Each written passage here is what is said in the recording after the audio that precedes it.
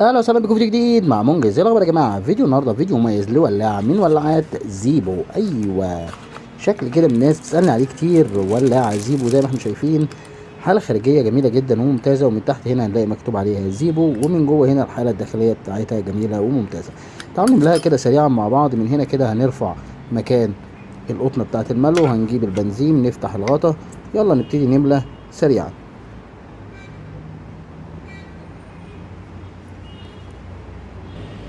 بنملى مرة واتنين وتلاتة لحد ما تتملي بنزين على الآخر كده، ونقفل ونتأكد إن احنا مسحنا كويس قبل ما نركبها في الكفر بتاعها مرة تانية.